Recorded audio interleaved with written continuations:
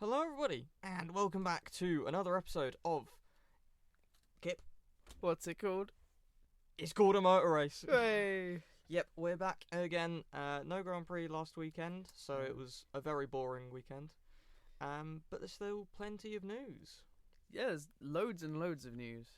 And it's all completely dominated by one thing, and that is Red Bull. And their decision exactly 1 week ago to drop Lawson in favour of Yuki Tsunoda. That has been out for a week now, so I'm going to ask you for your initial thought from the time. Well, when I first saw it, I was initially quite happy because I thought, Tsunoda is proving to be the better driver this season. First few races, he has shown he's absolutely rapid, albeit in that car and not the Red Bull. Yeah. So initially I was quite happy and celebrated a bit. And then it set in that Yuki Tsunoda's career could just have gone. Yeah. Given how much media speculation there was in the days leading up to it, I kind of expected it. And honestly, I wasn't disappointed. It's a weird situation because my initial reaction was, yes, I'm really happy. Really happy for Tsunoda. Yeah. Obviously, it's disappointing for Lawson. But it's a weird time. Yeah. Because it has only been 2 races. It feels a little bit quick. You kind of expected it at some point, but Yeah. not 2 races into the season. No, that's the thing. It's the same thing with Colapinto and Doohan. Like, we all expected at some point in the season they're probably going to get switched around. Yeah. But not after 2 races. It seems like they'd maybe make it to the summer break or the 3-week break before the summer break, before they'd do anything. But it's just like, it's been 2 races and Lawson has just been saying for the past 2 races he needs more time. And Red Bull have also been saying he needs more time. And now they've just gone, nah, time's up. Yeah, that's my biggest frustration with this, is that when they made the call in, whatever it was, December, to sign Lawson over Perez, they seemed so behind it. They seemed so committed to him and doing what's best for him. Completely overlooked Tsunoda because this man's only had 11 races, but he's really good. So he's got a higher performance ceiling, and that's what Red Bull believes in. 2 races in, they've just given up. Yeah, it's strange. I mean, Red Bull have a history of firing their second drivers mid-season, but not this early season. Yeah, that's crazy. I mean, imagine if... Well, I don't understand why they've taken this approach so early. Yeah. Versus Perez, who's done the last 18 months of his career really underperforming in the Red Bull, that won the championship. And I don't know what's changed so quickly. I don't know how Red Bull didn't expect this to happen. Where you'd only put someone into we'll say a top team. It's not the best car, but it's still a top team. Yeah. Operationally failing the second driver. Yeah. When they've only got 11 races in. It's just strange. It's a ridiculous situation, really. Yeah. It's not Lawson's fault. No. Yes, he's slow, but that's an experience thing. Red Bull knew the risk they were going to take. Yeah, I feel... And they haven't followed through with it. Yeah, I mean, Tsunoda, he did the post-season test in Abu Dhabi, and everybody thought, oh, he'll get the seat, because Checo was not it. And then, yeah, they put Lawson in, and they gave him pre-season testing. I mean, a very tricky Australian Grand Prix, where the conditions weren't the best, and a lot of rookies spun off and DNF'd. And then also a sprint weekend, where you've got minimal practice time, and you're pretty much chucked into quali and races straight away. So I feel like if they wanted to see what he could do with the car, they've picked 2 of the worst races to do it at. I think everybody forgives him except for Red Bull themselves. It's really frustrating, and I'm really kind of sad for him, but at least he's not out of F1. No, that's true. I think he's got a good chance to rebuild that confidence for now in the Racing Bulls. And then there's the question of, will it happen to Tsunoda as well? Because I feel this year, more than last year, the Red Bull is a difficult car, and I think it's more known than last year that it's difficult because the second driver isn't able to get anything out of it at all. Yeah, And Verstappen is just kind of fallen back a bit. yeah, it just doesn't seem like the kind of car it was in the previous years, where alright, it was good for Verstappen, but it wasn't good for the second driver. But now it seems almost as if it's not even that great for Verstappen, because he hasn't really been performing. I know obviously McLaren's have obviously got that bit more dominant, but even still, it just seems like he can't find the pace in the car either. Dry pace, I mean, I go back to the Australian Grand Prix. Dry pace, the Red Bull was just nowhere versus the McLaren. It took those changing conditions for Verstappen, his talent, to outperform the car to get that result, where he almost won, truthfully. In China, it was just kind of nowhere. No, it just didn't seem to. I think a lot of teams struggled in China. Obviously, the two-stop becoming a one-stop didn't help a lot of teams like Ferrari. But also the McLaren seemed quite out of sorts as well. Lando complained quite a lot, although Piastri seemed to do perfectly fine. But yeah. Yeah. I think China was just a weird weekend. I believe the track was resurfaced since last year. Yeah, it was. That's got a lot to do with tyres and strategy and how that's changed, and teams didn't have enough certainty going into the weekend. That's why we were weighing up the 1 and 2 stop quite a lot. And I suppose Norris just started the weekend on the back foot with the McLaren. It seemed that Piastri was more confident and comfortable. It doesn't seem like there's confidence or comfortableness in the Red Bull on either side of the garage. Yeah. But, I mean, well, we've got a Japanese Grand Prix, which should be good for Tsunoda, considering it's his home Grand Prix. So if you want any debut race, of course, it would be at your home Grand Prix. That's quite a nice silver lining, I suppose. That is, yeah. Although I did see a few images of Lawson looking very, very grumpy. Yeah, it's quite a good time for Tsunoda, I think. Yeah. If he spent another year in the Racing Bulls, I think he could have just fallen off the grid, because there wouldn't really be any opportunities elsewhere. Everyone's kind of locked themselves in for 26 already. Yeah. I think he won't be able to do another year at Racing Bulls after this. It would just be like, well, what's the point? Well, he's stuck in a junior team, but he's not really a junior driver anymore. Exactly. And I know some people, because, I've met some people who think, oh, Tsunoda, he's just a so-and-so. Which I could understand. I mean, against a Hamilton, Verstappen, Alonso, whatever, he's probably not going to beat them in a fight. But he's always beaten his teammates. Yeah. Apart from Gasly in 2020, 2021. Well, Gasly was on something else that year too. Gasly is also a very good driver. But Tsunoda's not a bad driver. I think he does deserve this Red Bull promotion. I think he deserved it in December. Yeah. And the stuff he's been saying since then, it seemed he was really disappointed, but very motivated to get that Red Bull drive. I think Red Bull probably should have considered that factor a lot more going into it, because when you look at Lawson, like, the famous quote of him is, he's here not to make friends.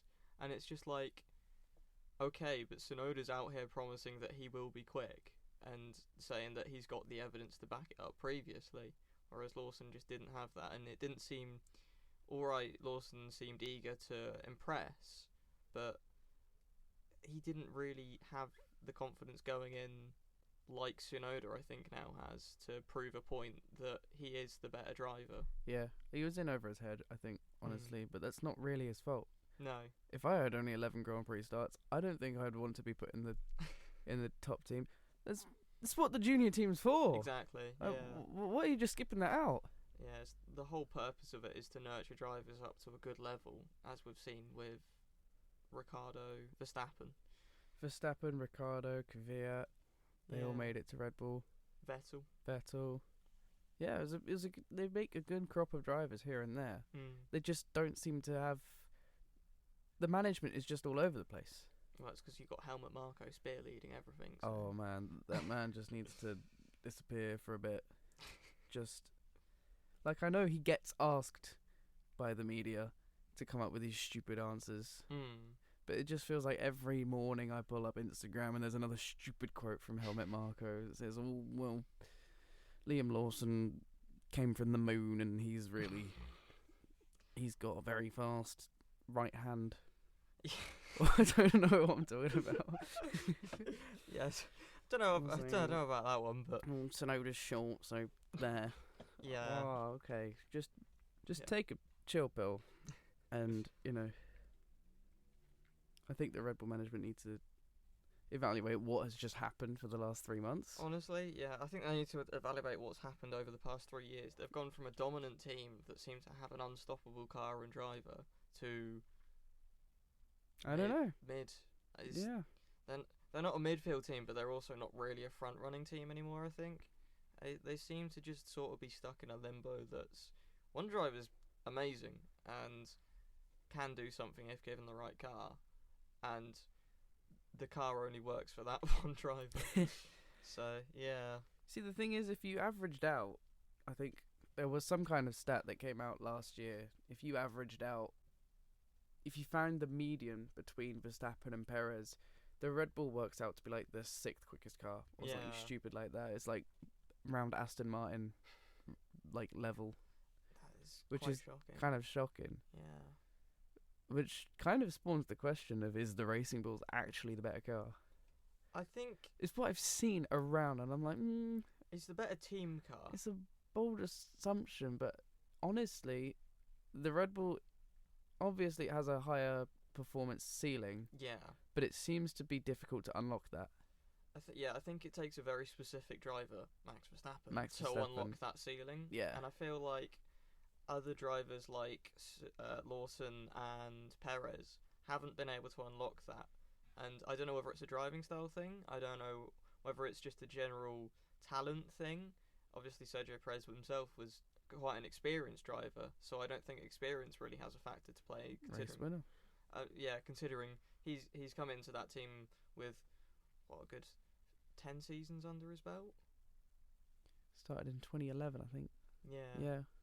So he came in with a multitude of experience driving for Force India, McLaren, and I feel like when you then look at the two teammates Verstappen's had in the past 2 years, Lawson's coming with no experience and got pretty much the same results as Perez. So I think it's not a matter of experience to say, just more ability, I think. Yeah, interesting. Not only does Japan bring Tsunoda into the Red Bull, or is it the other way around?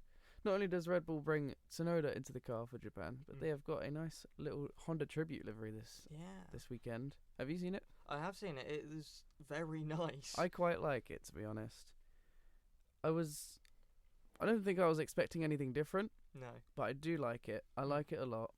Though I do feel like this Racing Bulls livery does diminish the value of the White Bulls livery. Honestly, I thought they were just going to bring out the exact same livery as the Racing Bulls. I thought they were just going to copy and paste the car and call it a day, but... Literally copy and paste the car. Yeah, the Racing Bulls, it might be faster, so I don't know. Just put Verstappen in it for now and see what happens. Or, what you just do, is you copy the exact same cars, but just give Tsunoda the Racing Bulls one and put Verstappen in the main Red Bull. And then it just looks fine. Exactly, yeah, there you go. But, yeah, no, the livery I do quite like. It's low-key a banger. It is. It's nice that a one-off livery isn't just the side pods, like McLaren have been doing. Please, it's a weird trend. It's not a one-off livery if you've just changed one little part of it. Yeah, it's quite nice to see that they've actually changed the entire car, and the whole vibe of it is quite nice. I like it.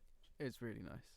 I like that they've used like a chrome metallic-y red for the Red Bull. It's really nice. It is very stands out like a gem. I can't wait to see it on track. It will be good to see. It's a shame it's only going to be used for one race. Yeah. I'd have that on Tsunoda's car every race. Oh yeah, just run two completely different liveries. I wish. Get Max like an orange version of it or something. Yeah. That would be quite funny. Haas have also got a special livery this weekend. Yes. I really like this. Bit of cherry blossom pink. That is very nice. It is a nice touch. Super classy. Yeah, I think it is a lot better than their main one. I think it's better than their main one, yeah. Even though I really like the main one as well. But they've changed up the little red chevrons and stripes and bits for pink, and then they've filled the white spaces with cherry blossoms. It's just a nice, detailed bit of livery. It is. I don't see that coming from McLaren or whatever. I don't think anyone else has got any special liveries. Steak. Wasn't that an April Fool's? I didn't realise what it was at first. I thought it was just like a dark livery, and I thought, oh, that's really cool. And then I actually zoomed in and went, oh shit, It's a steak. Ooh. Oh, it must be April Fool's then. Yeah, that's what happened. I would love it if they rock up to Japan with that livery anyway. Please, Wagyu steak. It'd be the ultimate meme. Yeah. Just drop it in there. Wagyu steak F1 team. What else have we got? Oh well, you've always got the old reliable. I've always got the old reliable. That is NASCAR, folks. You can watch this every week. It's so good. It's on 36 weeks a year. Damn, that's a long calendar. 37 if you include the All-Star race. 38 if you include the Busch Light Clash or whatever it was, Cookout Clash this year. Denny Hamlin. Do you know who Denny Hamlin is? Not a clue. Oh, man. He's a divisive driver. So some people love him, some people hate him. I quite like him. Okay. He's kind of the pantomime villain. Yeah. Which I just really enjoy. He plays it so well. He has not got a championship. He's been driving in NASCAR for 20 odd years now. Yeesh. He's not got a championship, but he's won a lot of races. He's won 55 races as of Sunday. Wow. Where he broke a 10-year winless streak at Martinsville. So that's not 10 years without wins. That's just 10 years without wins at that track. Okay. At the paperclip. It was quite a good win. A very deserved win as well. And he dominated the race. Led over 200 laps. Great strategy. Great restarts. Even among the really chaotic middle portion of the race. Where there was just caution after caution after caution. I think we had about 15 racing laps from 30 caution laps or something like that. Or something crazy like that. And he really nicely controlled the race. Don't ever let Denny Hamlin lead at Martinsville because you won't see anyone else leading. Great to see that progressive Toyota Camry up front.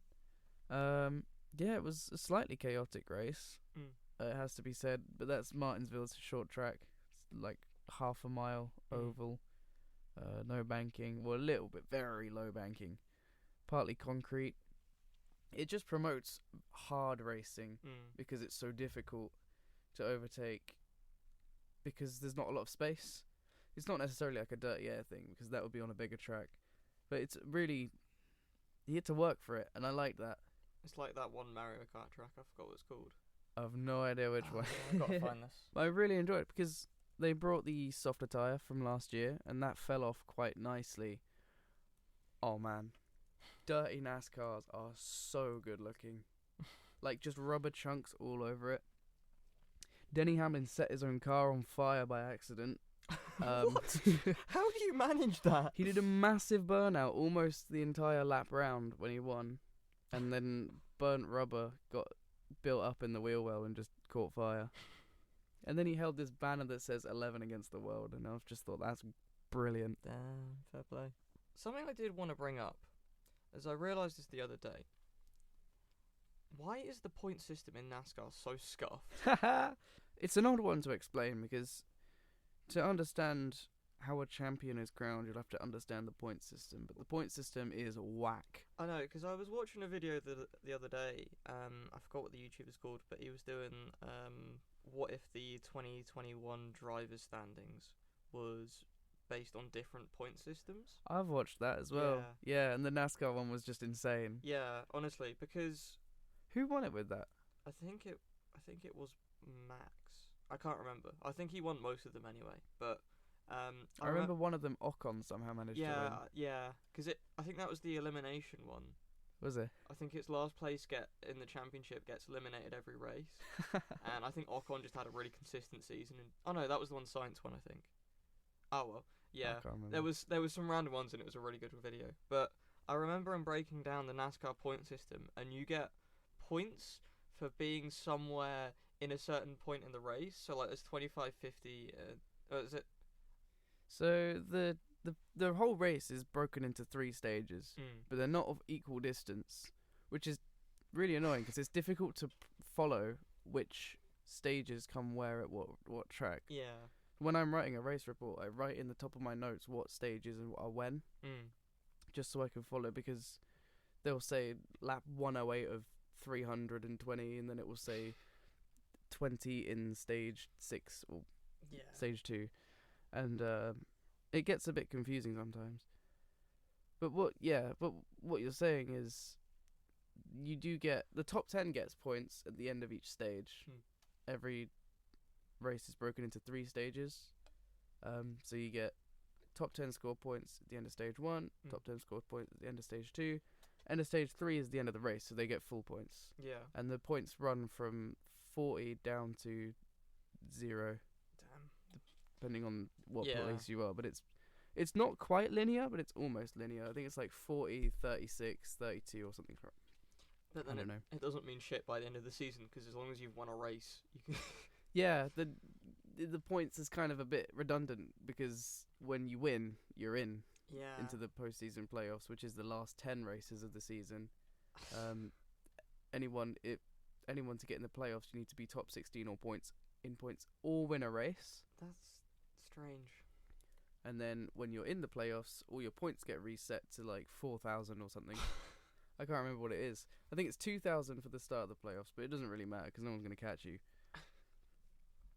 And then to advance to the next round of the playoffs, which is 3 races later, you'll need to win and you're in, or beat everyone else on points. And then the cut-off line is the bottom 4 drivers. So you start off with a round of 16 drivers. They get 3 races to sort themselves out. The bottom 4 gets eliminated. Round of 12, 3 races, sort yourselves out. Bottom 4 gets eliminated. Round of 8, 3 races, sort yourselves out.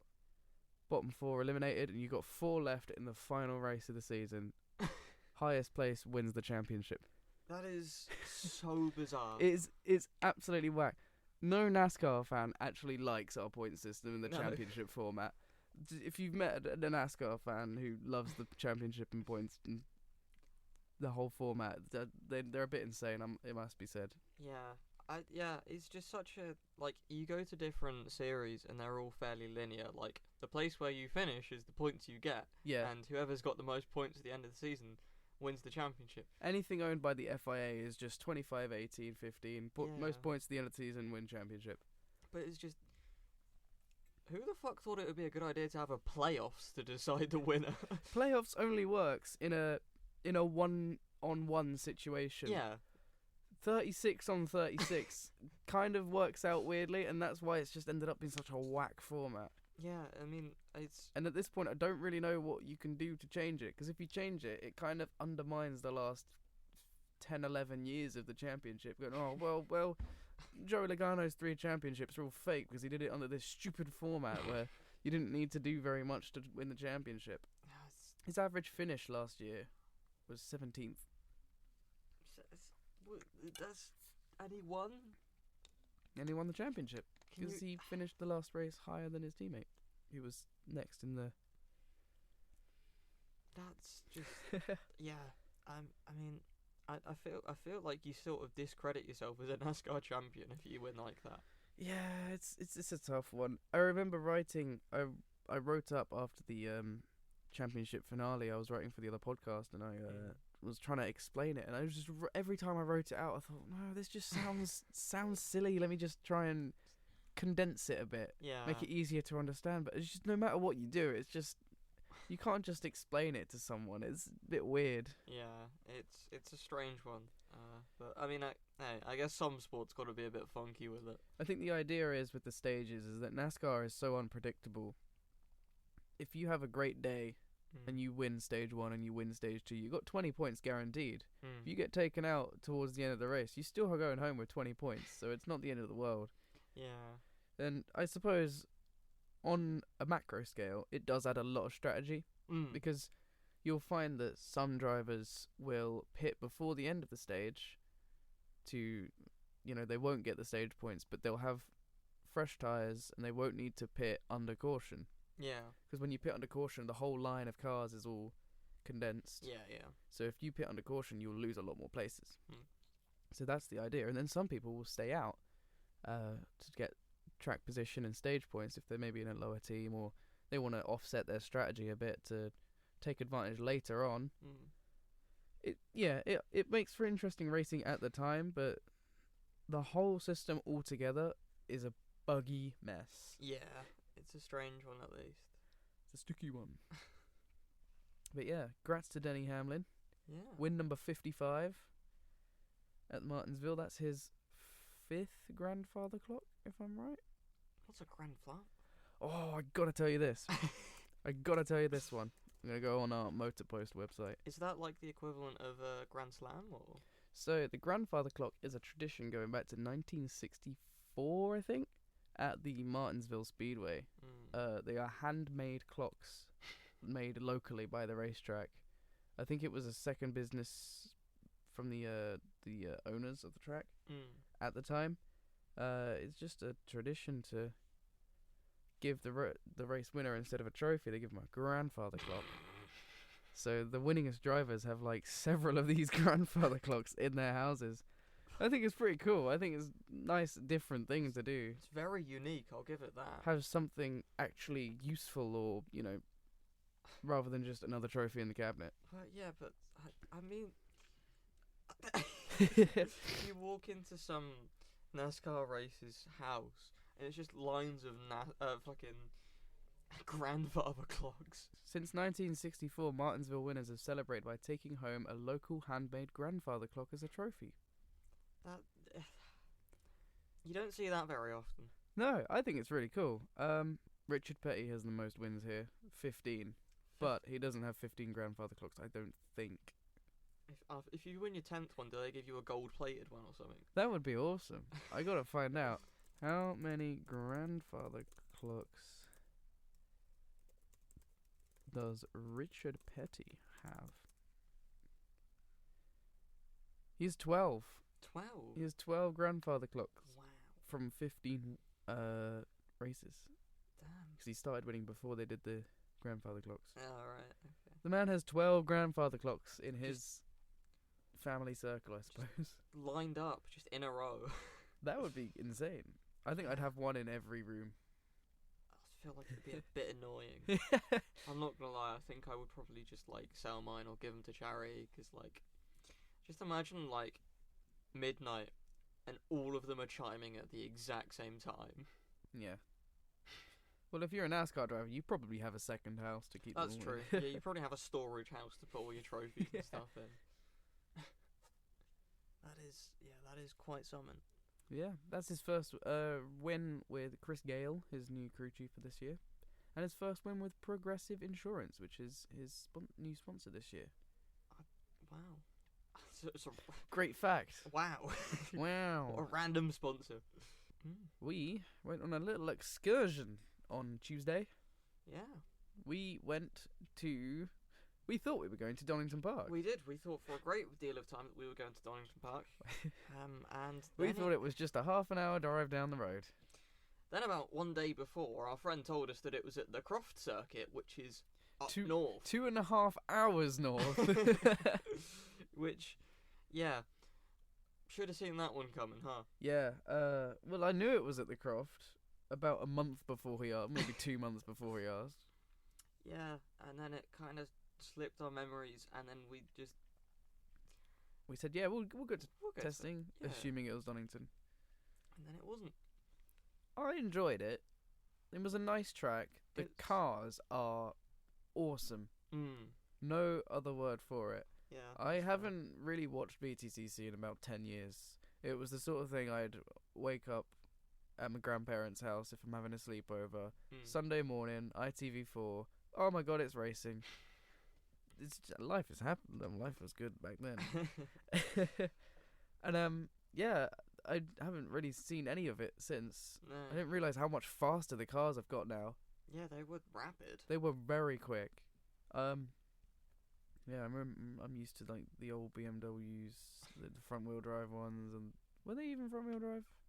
The 1 Series. Yeah, I don't know. They had those, the Subarus, the Hondas, the Mercedes. They don't have none of that anymore. We got Cupras and Hyundais and Hondas, Civics, and it's really cool. Yeah, it was cool to see them. They all had their very nice liveries. A few of them had. Yeah, a few that I like those. The laser BMW was very nice. Yeah, that was cool. Very loud. much louder than I thought they were. Very loud. Yeah. So yeah, if you ever watch BTCC, go to the track because that's a whole new experience. They're way, way cooler in real life than on the telly 10 years ago. Croft Circuit as well. It was a nice venue. Yeah. Not especially massive or anything. He's our biggest fan.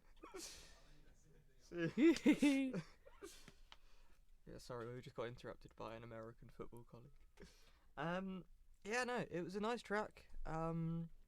It was smaller than I thought it was going to be, but after, I guess, going to Donington a few times, you sort of expect, everything's a Grade 2 FIA circuit, but...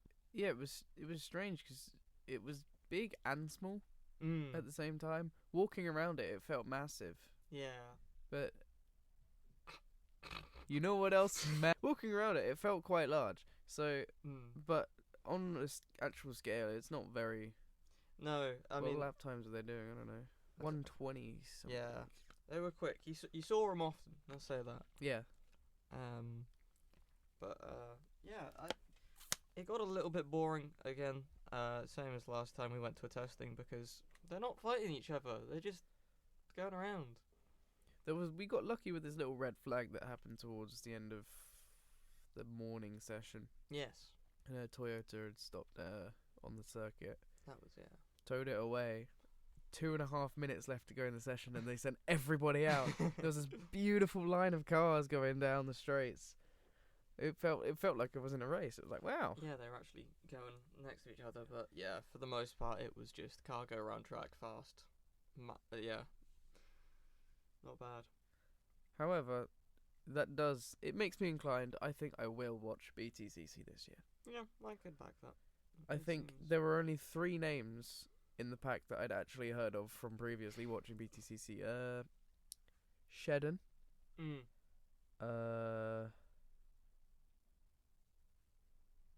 Sutton. And I can't remember the other one. Hamilton. I don't think Hamilton was doing it 10 years ago. Oh, probably not 10 years ago, no. But yeah, I remember a few, like Turkington, Tingram. That's the other one that I remember. Big up Tom Ingram. Yeah. I think I'm inclined to go and watch some more races. I mean, the first round's at Donington. Is it? When is that? Later this month. Ooh. I don't know. I've got is that the 28th? I've got all my calendars saved. Oh, look at Kip all prepared and stuff. Ooh. Couldn't be me. Quick Fit British Touring Car Championship. Saturday 26th, Sunday 27th of April. I think that's when I'm coming back. Back where? Here. Hey. Yeah, so I might be able to watch that. Oh, is that when we got a spring break and everything? Oh, lovely. We'll make that work. We'll make that happen. Yes. Man, if there was one thing I'd rather be doing than watching those cars, it would be driving them. And lucky for you, you were. Lucky for me, I was driving something. Well, yeah. I was driving my Hyundai i10 for 7.5 hours that day, because I went up to Croft, and then down to Nottingham, Derby, Burger King and Sainsbury's to fill up with fuel.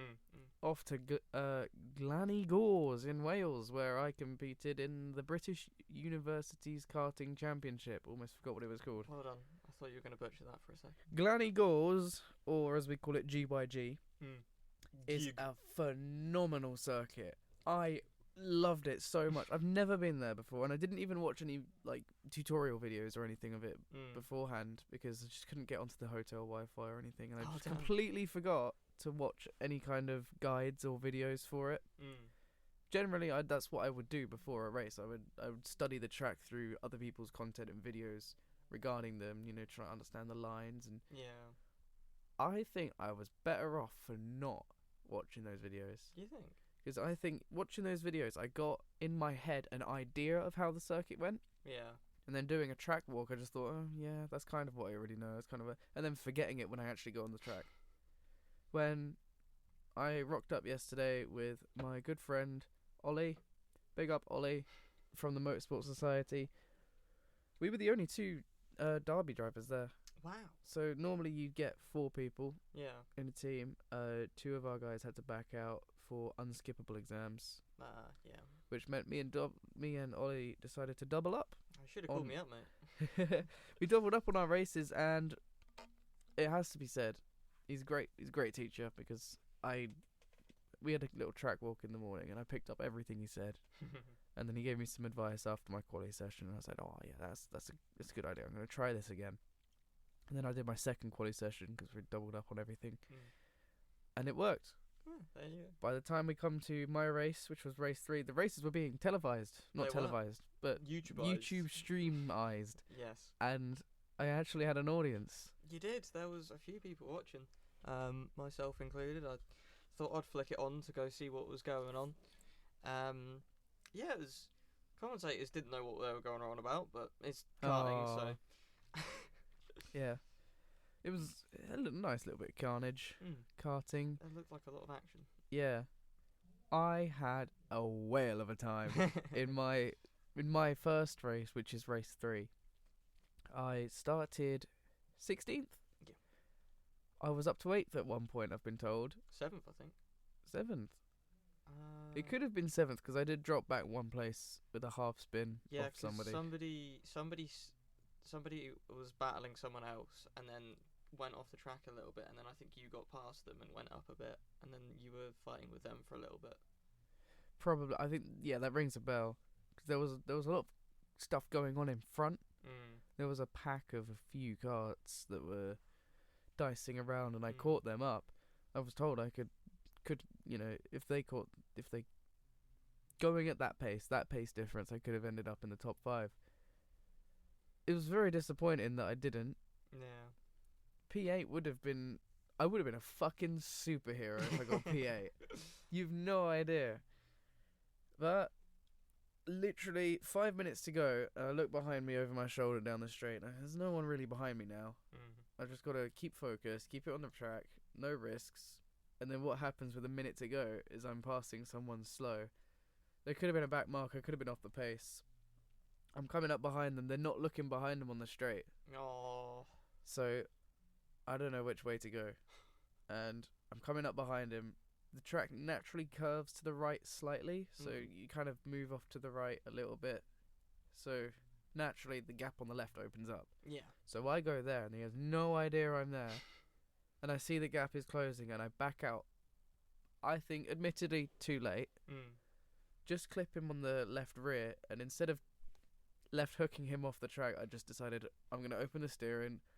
I'll take some grass. I'll take some pain if I have to. I didn't take too much pain. No. I didn't spin. I just slid off the grass and then boom, boom, boom. Didn't come to a stop, which is a good thing, because if you come to a stop on the grass, you're not allowed to restart. Oh, really? You have to get out the cart and push the cart yourself. Ah. Which is a stupid rule, in my opinion. Rule. But we all live by it, I suppose. Raising your hand under a yellow flag is a stupid rule, in my opinion, but I'll do it anyway. Yeah. P17 in the end. I was crushed. Now I know what Hamilton feels like. Goodness me. That was awful. Second race was nothing special, really. I got shuffled out at the start quite badly. Sort of found myself in a bit of an awkward position, and then we got stuck behind this one guy, who if you tap him just slightly, he'll throw his hand in the air like, whoa, ref, send him off, ref, what's he doing? That kind of thing. Yeah. And alright, I can't get past him. I'm fast enough to get past. Yeah. But I just can't quite find a way, because he'll have the door open and then he'll just close it at the apex. Oh, yeah. I don't want to cause a collision. I don't want to crash to get past him. No, that's not the way to go. But he's holding me up too much, and I don't like it. So I let a guy go past me, and I go, okay, we'll see if this guy gets past. Couldn't get past. They're like bumping and banging. Beating and banging off turn 2. Hands thrown in the air again. And then another guy I let past, and say, okay, how about he does that? Beating and banging again. Nothing happens. We can't get past this one guy. And we spend the whole race behind him. One guy got spun. Another guy spun another guy. They were trying to help each other out to get past him. It still couldn't work. I ended up coming next behind him. Although Glannygores is a great fucking circuit, and there's this one prime overtaking opportunity at the top of the hill. So you go turn 1 flat, going up the hill, and it's kind of blind, and then there's a hairpin. If you can send it into that hairpin, you're just easy overtake. But he's braking early. And it catches me off guard, and I don't want to hit him. It's just the worst thing. I hate crashing into other carts. I don't mind if I fly off into a barrier at 40, 50 miles an hour, or however fast these cars go. But as long as I'm not hitting someone else and doing damage to their race as well, and then getting yelled at by them, their team, and the marshals and everything. So I just locked up the rear, chucked the steering the other way, and went straight off into the grass. Damn. Only lost 1 place from it. There's damage limitations, maybe. But I was never going to get past him. I was just like, what on earth? You got to do the Verstappen strategy where you just reach the apex first. Just reach the apex and then just straight. Yeah, reach the apex and just use them as a braking zone. That's what you got to do. Well, that's average BUKC racing right there. I need to up my game. Turn into Prime. Was it Thomas Ronner here or whoever the esports driver is? I don't follow esports. Oh man, you follow esports, I'm sure. Some. You're an esports guy. I am an esports guy. Are you an F1 esports guy? Not really. It's a bit boring if I'm honest. I just can't respect F1 esports. No, to be fair, the title decider from this season was quite funny. I'm just sorry that these guys have more money and no jobs, and they can just spend all day on a sim to be fast. Yeah, although you gotta respect them though. No, I don't. Them. Oh man.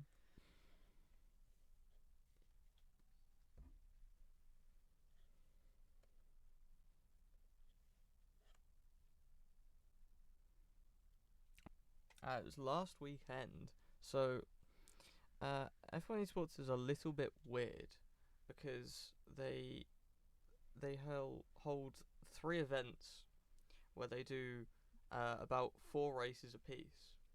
So it's quite action packed, but they hold each race on a different day.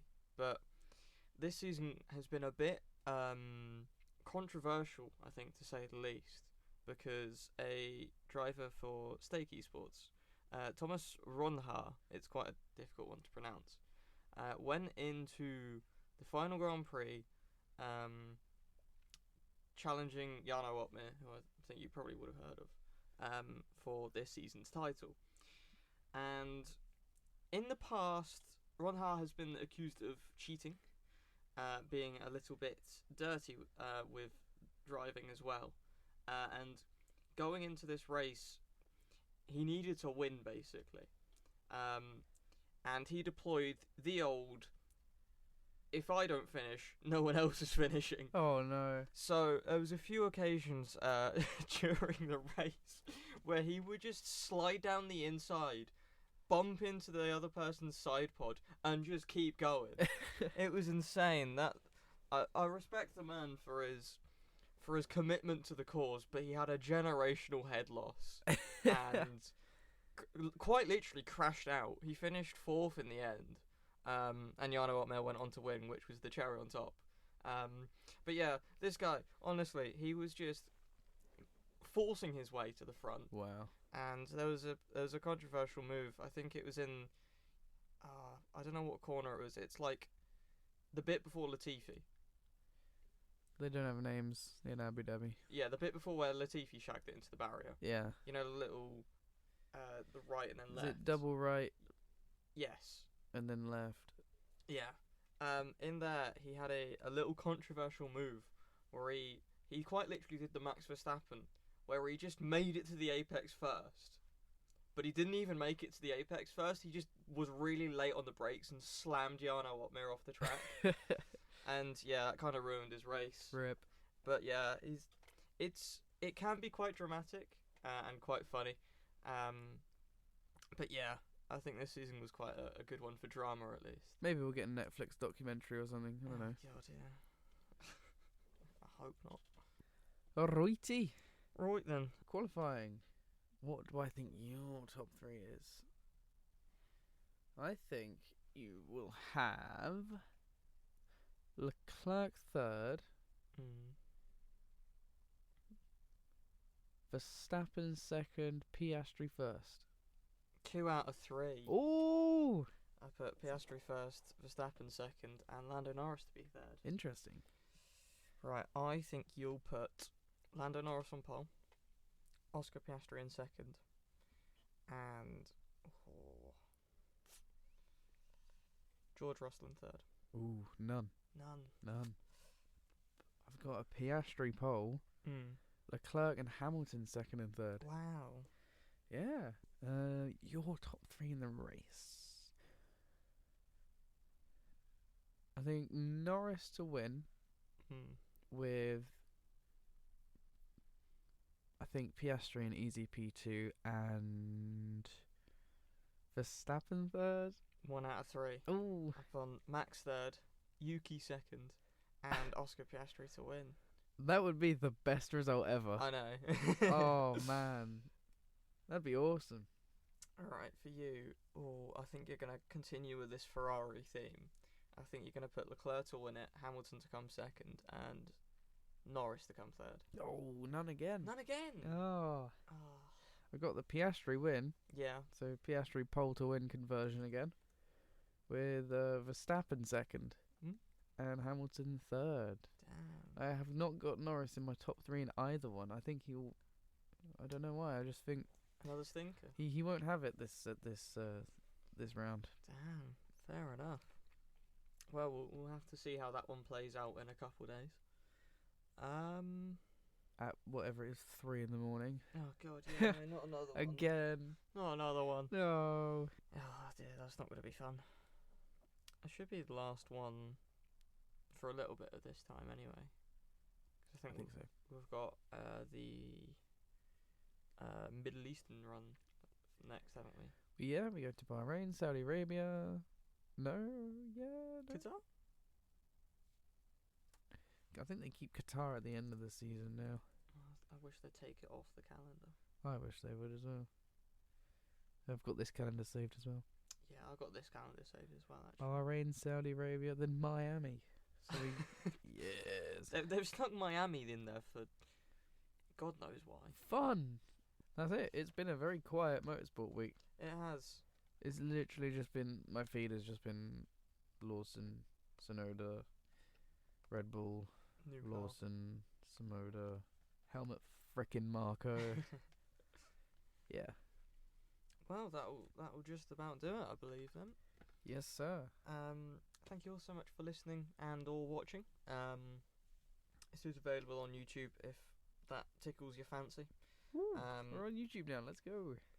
Well, yeah, I've uploaded the rest of them to YouTube now, so I don't know. Go watch them again. Do it. Like, subscribe. It's just a bit cringe, innit? All right. Yeah. Don't like or subscribe. No, just watch it. Just watch. Just watch. Thank you all so much for listening and watching, and we'll see you guys next week for the rundown of the Japanese Grand Prix and what I hope is many events. Yes. And various things that went wrong/right, and not another boring one like China. Give us a Piastri, Sonoda, Verstappen podium, please. I will be here. I will be here for it. Thank you all so much, and we'll see you next time. See ya.